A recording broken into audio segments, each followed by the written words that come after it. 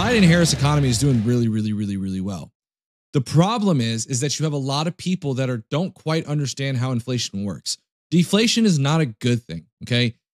So what the goal is to bring inflation down to a manageable level. What does that do? It allows them time and opportunity to try to have more money supply going into the stock market. So that's kind of, or not stock market, have more money going into the economy, whether that be higher wages, whether that be other things, things of that nature. So a lot of people sit here and go, but doghouse. I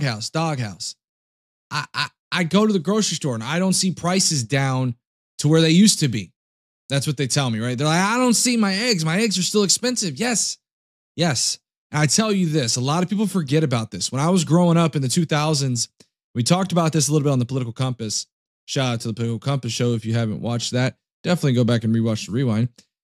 Is that the economy's not going to go, we're not going to see prices go back down significantly. They may go down, but they're not going to be back to where they were pre-COVID. Let me explain why. Let's think about this. Growing up in the early 2000s, the price of gas was probably like what, $1, $1.50, depending on the 2000s, right? 2008 was pretty bad.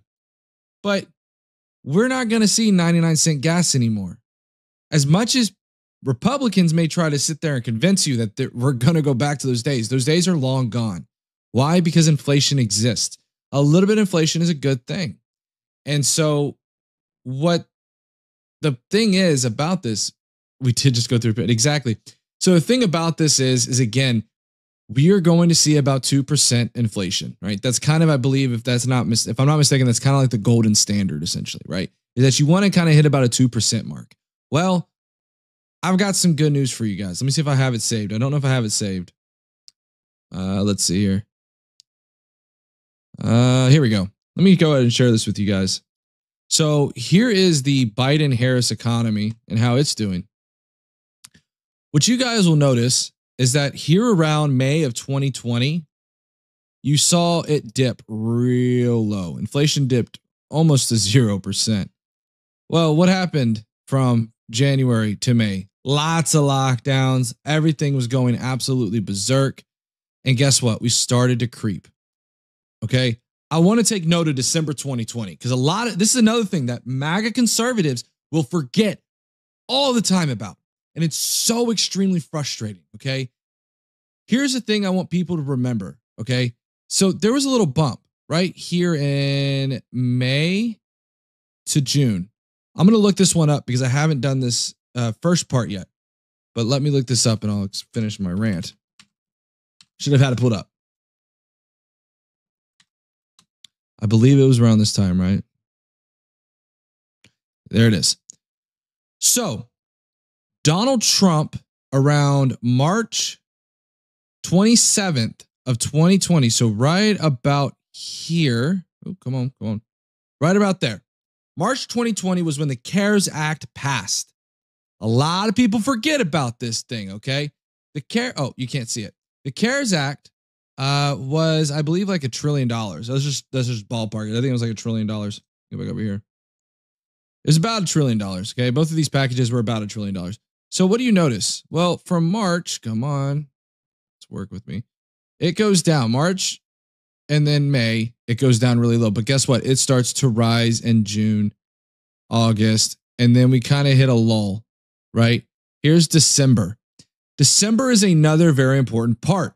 Why? Because a lot of people forget about this number 2 part, which was Donald Trump passed a second, say it with me again, second stimulus bill.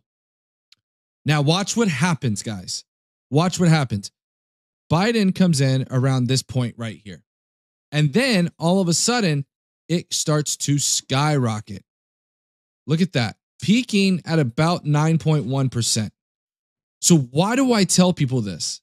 I tell people this to understand that when you look at the inflation numbers that are going on, when you look at inflation going on,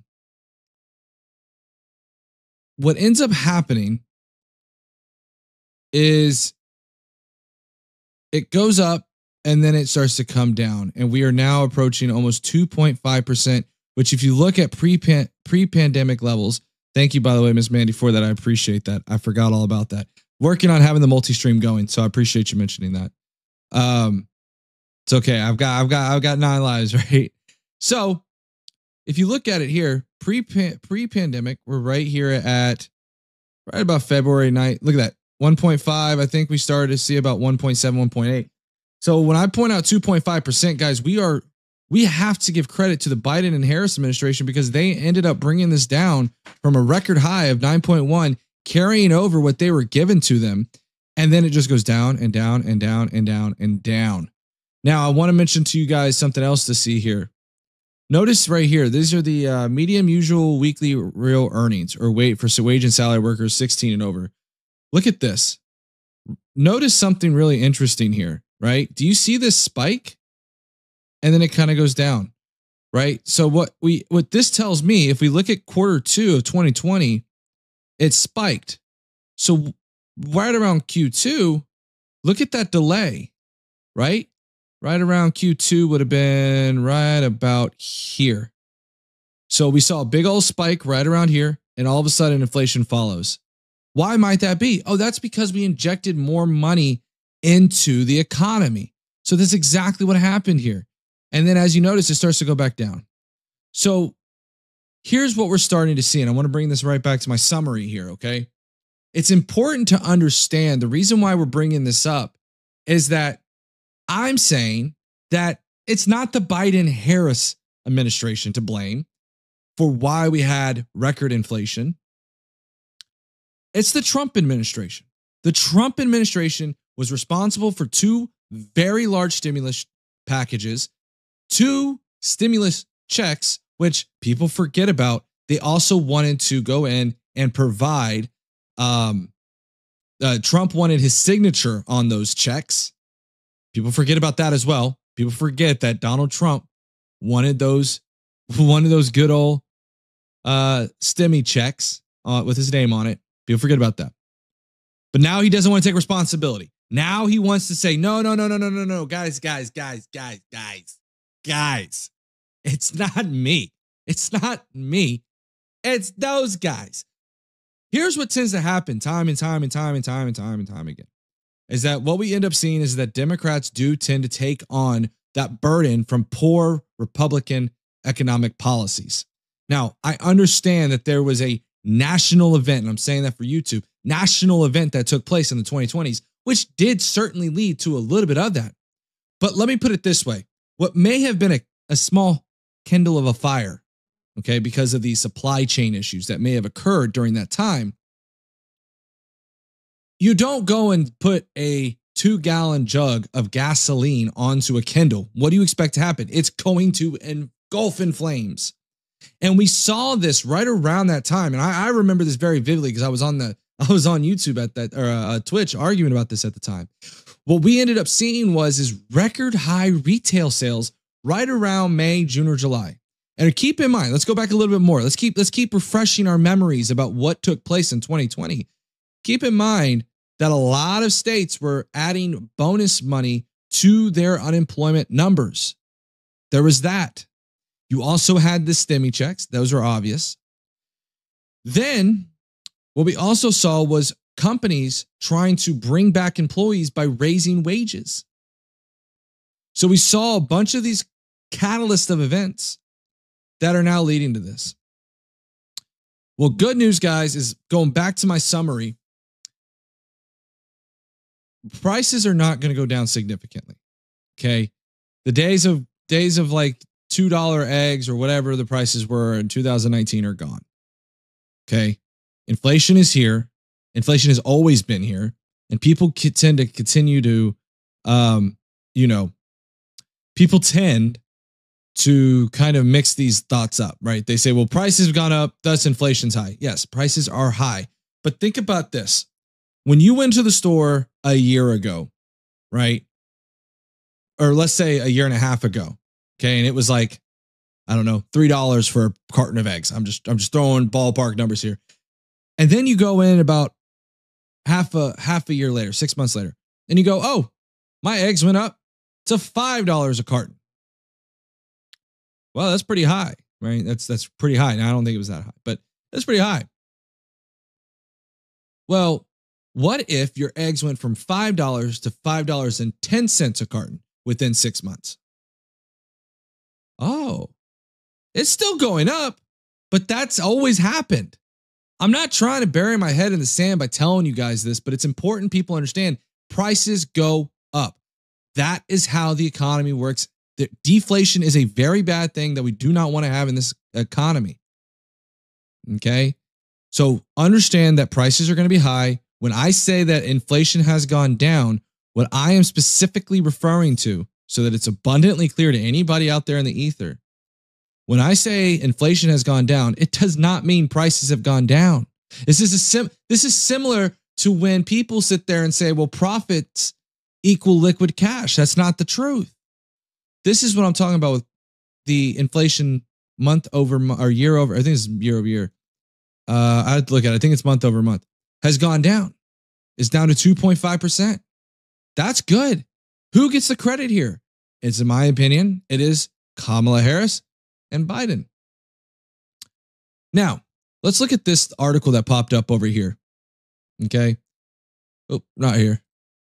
Here. Where are you at? Here it is. U.S. retail sales ticked up last month in sign of ongoing consumer resilience. What might this be leading to? Well, guys, let's look back over here. You notice how wages are starting to go back up? That's exactly what I think is going on right now. So, when you go and look at seeing this, the U.S. retail sales ticked up last month in sign of ongoing consumer resilience. What is presumably happening is that we are having more money coming into the economy. More people now are being able to outpace that inflation. So it's really interesting to see that.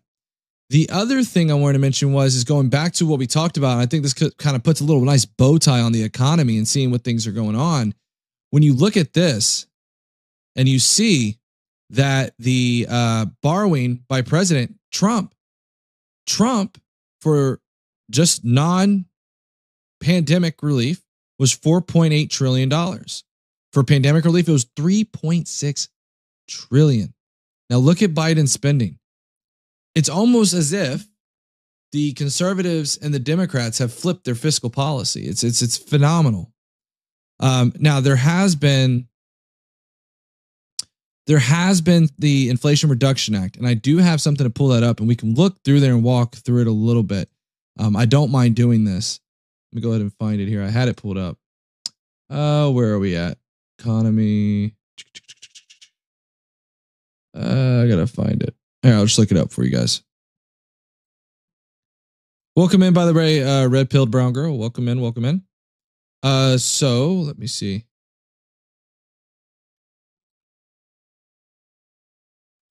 Inflation Reduction Act. I'm trying to pull up the snippet that I got, and yes, it is from the White House, so it's not. It's they're obviously going to cover the nice, pretty things, but it's important to kind of go over this because I think a lot of people kind of gloss over this. They don't really want to address kind of the ins and outs of these Inflation Reduction Acts that took place. So let's go over here. So we won't cover all of this because it is extremely long, but you can see here in the 2 years since the Inflation Reduction Act was signed into law, just yesterday, the president and vice president announced that for the first time in history, Medicare successfully negotiated lower prescription drug prices. This is one of the big things that Kamala Harris is running on.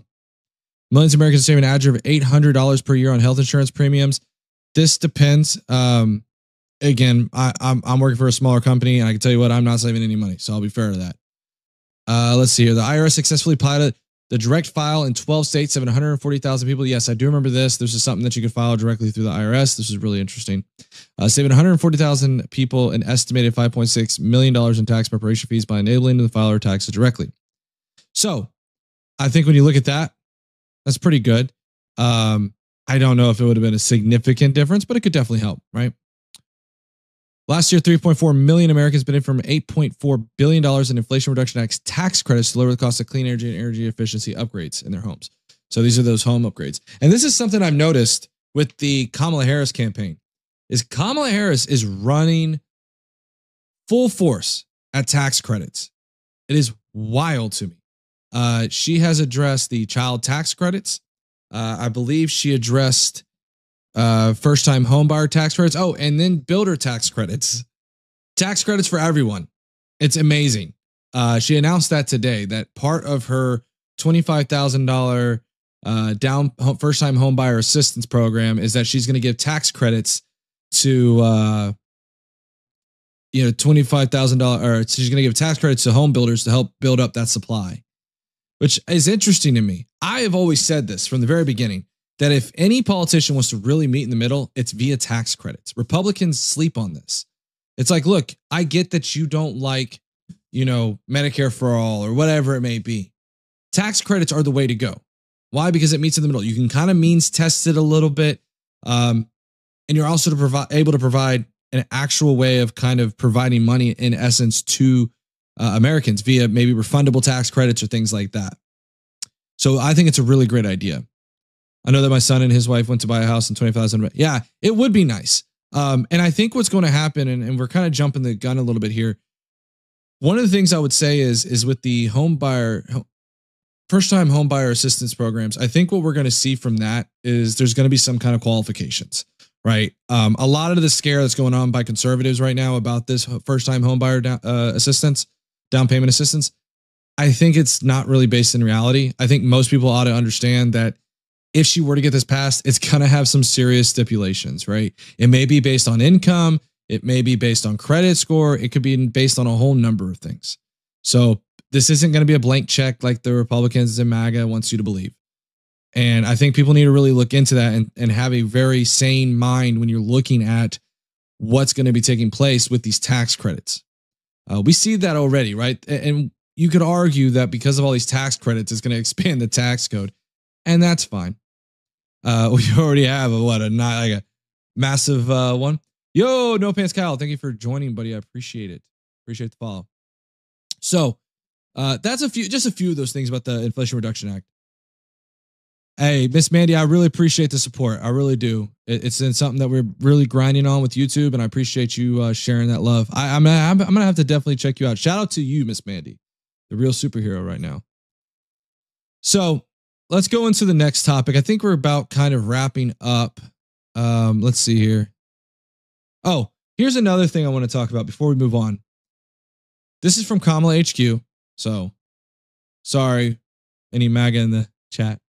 It says Representative Jake Ouch to Fox. Kamala Harris wants to put money directly in the pockets of families through the child tax credit expansion, which I'm all for. I got 2 kiddos. Definitely could use some child tax credits because boy, do I need it. Daycare is ridiculously expensive. Donald Trump does not. Kamala Harris wants to build 3 million more units of housing to lower rent and mortgage costs. Donald Trump's housing policy is mass detention camps. Donald Trump wants to raise the costs on average American families by $3,900 through his tariff policy, which we will pivot into shortly.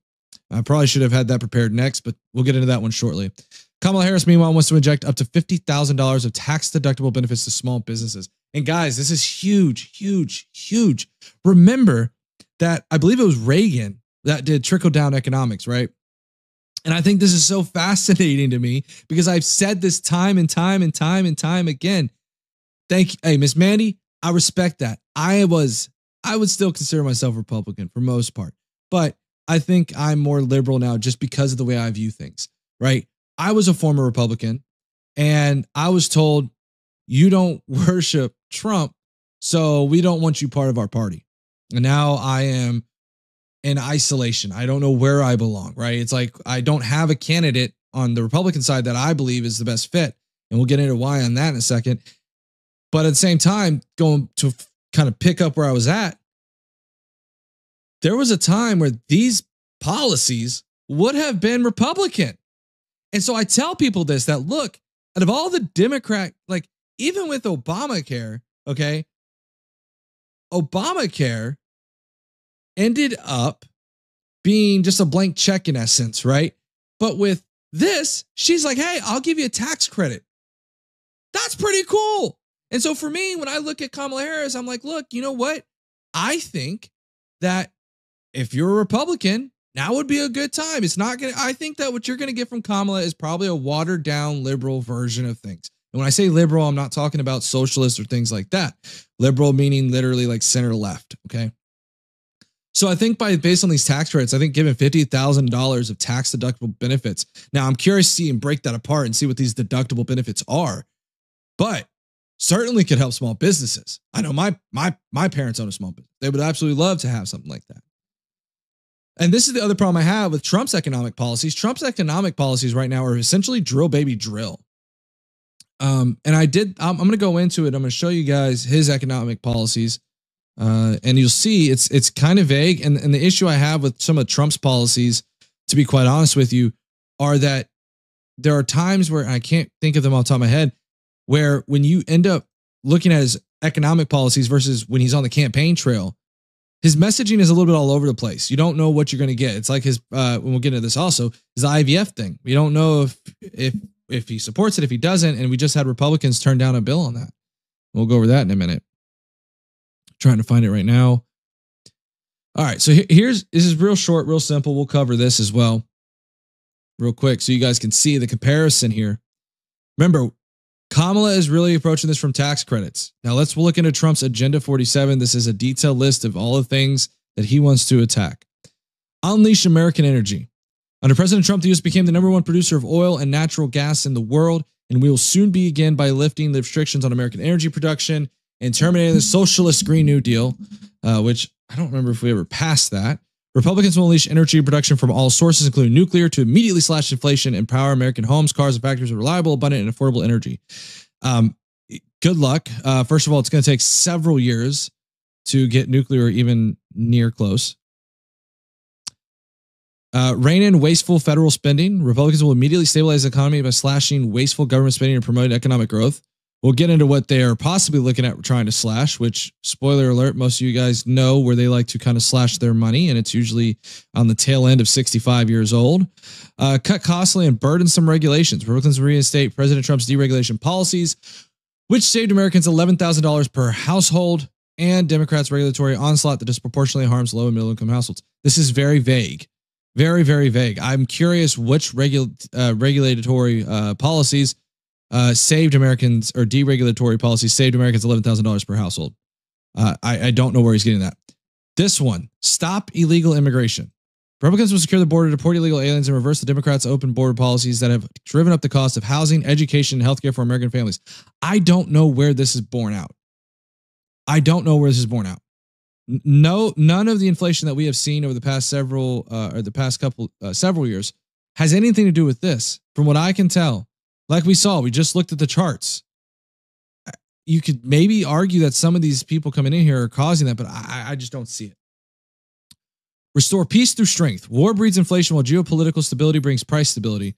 Republicans win the global chaos and restore peace through strength, reducing geopolitical risk and lowering commodity prices. So the war breeds inflation. I don't know if this is entirely true. It just depends. I believe that, if I'm not mistaken, if my history serves me correctly, in the 1940s with World War II, we saw an economic boom. Now, maybe I'm incorrect on that, but I believe, if I remember correctly, factories were producing. We were doing, I believe it was like, Lend-Lease or something like that. But Biden doesn't do as much as the president. We know Trump did decent, right? Well, so that's the thing, Courtaholic, is I think that when we look at Kamala's, and I have some of her stuff up here. When we look at Biden, I get why people would feel that way. But I think that if we look at the Inflation Reduction Act, which we brought up, which is over here, I think signing this bill into law was amazing. Now, again, the president is more or less just a spokesperson, right? They're really trying to rally the base. They're really trying to rally people to Congress people to try to vote to pass legislation. And so this, to me, I think this was his big law. And you can just scroll down here, and I'll put it in chat for anybody who wants to see it.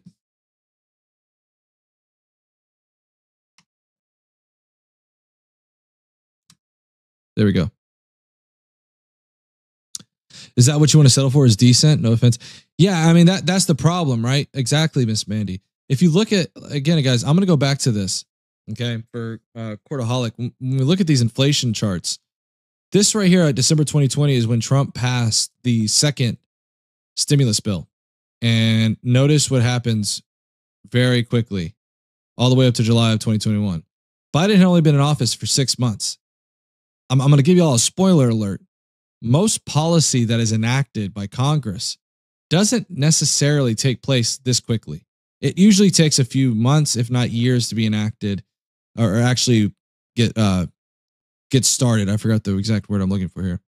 But once it actually gets moving and rolling, it takes a few months. So this spike we're seeing right here has, in my opinion, everything to do with the stimmy stuff. And again, we can go back to these wages, right? Look at these wages at Q1 all the way to Q2, and then they start to stagger down a little bit. But by this time at Q1, they're already going down. And guess what we're starting to see at Q1? Q1, we're starting to see prices skyrocket. So that's something to keep in mind is that we injected a ton of money right here, a ton of money. And then as it started to die down, guess what happens? Prices take a while to catch up, and there it goes. So that's why I'm trying to say is that when we look at this right here, I don't know if I would call this decent. I think this is a horrible, horrible policy. $8.4 trillion. That's insane. That is insane.